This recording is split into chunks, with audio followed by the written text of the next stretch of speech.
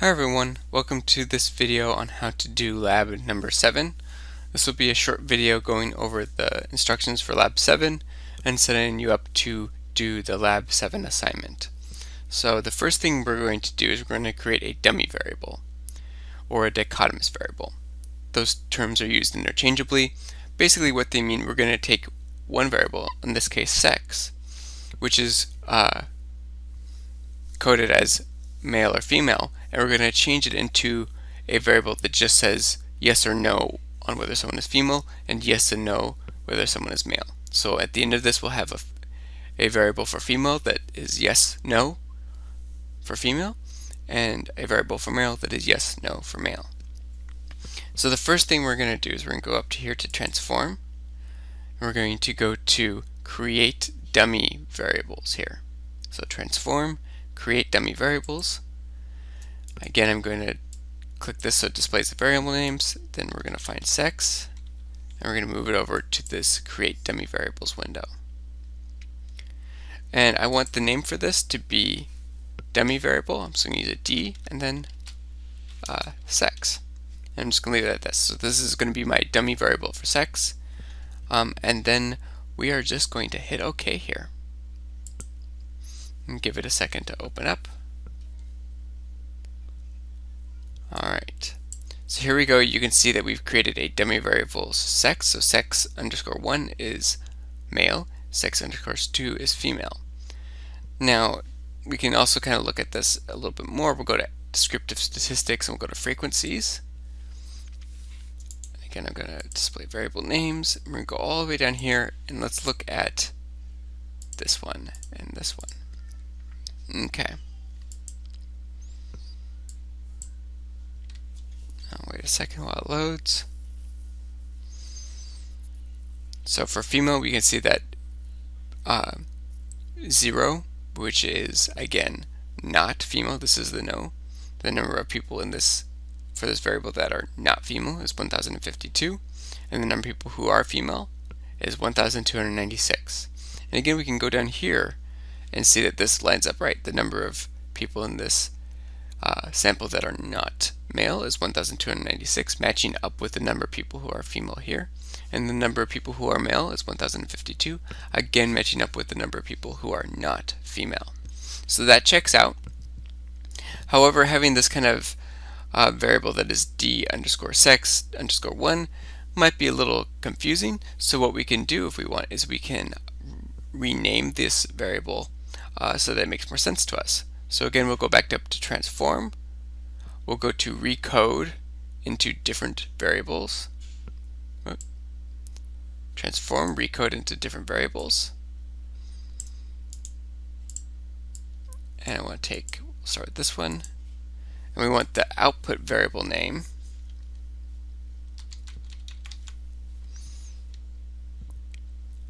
So we got there. So we got the output variable name. Click change. Then we want to go to old and new values. So this is where we can make sure that things stay the same, is what we want it to do. We don't want to change anything. And so when we go to this old and new values, under this old value area, we want to select all other values. So this is going to be everything in it because we haven't specified anything else. We're going to specify all other variables in this. We're just going to go over here and copy old values. So it's not going to change anything. So we're just going to copy it and we're going to hit continue.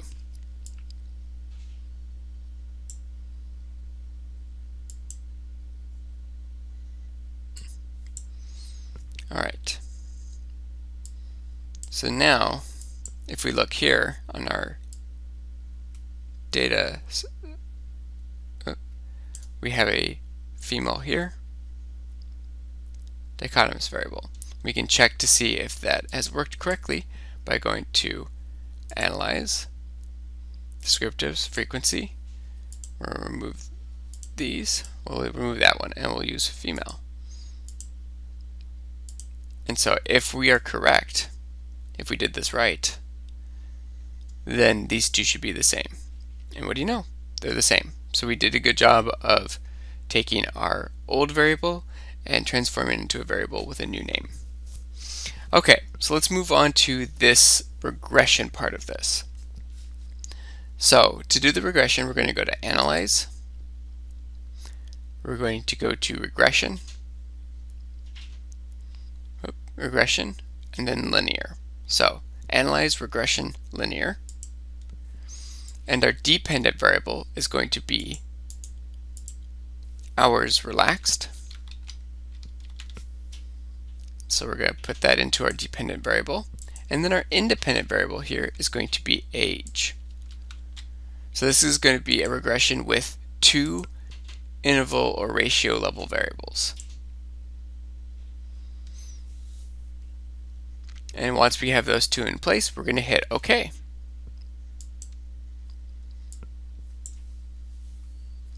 Alright, so here's our regression. We have age on the number of hours relaxed each week. And so here's our model summary. Our R squared is 0.003. This means that less than 1% of our variation in the number of hours relaxed each week is explained by the age of the respondent. So we're not explaining a whole lot here. We're saying that less than 1% or 0.3% of all the variation, of all the differences between people in the amount of time they relax each week is explained by their age. So age isn't a really strong explanatory information. And we can see down here that when we go to this coefficients area, we have a constant here. The constant here is the y-intercept. So this is when age is 0, this is the amount of hours they relax this week. Now, if we looked at the distribution of age in this data set, we'd realize that they didn't survey or interview newborns for this. So this is an actual existing person here. But it gives you an idea of what the y-intercept would be if we could track it all the way down to 0. Again, the starting age for this data set is 18, so this is kind of made up information here, this 3.299. It's just extrapolating this line we have. But it does give us a little bit of an idea of like where that y-intercept is. And here we can see that the age, the coefficient for the age of respondent is 0.010. What this means is that for every year that someone gets older, for every increase of 1 year in age, they spend 0.01 more hours relaxing each week. So not a lot, right?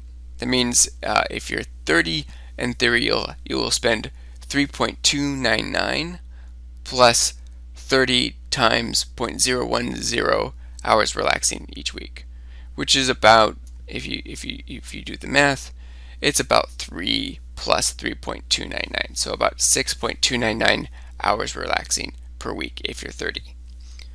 Again, that's a helpful way to look at it. But you'll notice here that our t is 1.875 and our significance is 0.061. So we don't have a very significant, statistically significant result here. 0.61 is generally not considered statistically significant. Usually we want under 0.05, or even more often we want under 0.01. And on top of that, we have 0.003 as the R squared, or as the amount of variation we're actually explaining with this model, and that's not very high. And so in general, we would probably come away from this thinking that age doesn't have a lot to do with how many hours you relax. Alright, let's try a different regression here. We're going to just use again a dichotomist or categorical variable on our hours relaxed. So it's going to look a little different, and I'll explain it when we show it. So first we're going to go to Analyze. We're going to go to Analyze. We're going to go to Regression. We're going to go to Linear. We're going to remove age of respondent. And instead we're going to go all the way down to the bottom and get female, plug it in. And then we're going to click OK. See what we get. Okay, So notice that our R square has gone up a little bit now, not a ton, which likely means that being male or female only explains about 0.7% of the variation we have in the number of hours you relax. And down here we can see that our constant is 3.970. So this will be the number of hours relaxed for men. Again, this constant is what happens when our independent variable, again our dummy, is 0. And so that means that being male, right, because 0 is male, 1 is female in this variable, being male gives you 3.970 hours relaxed, while being female decreases that by 0.474.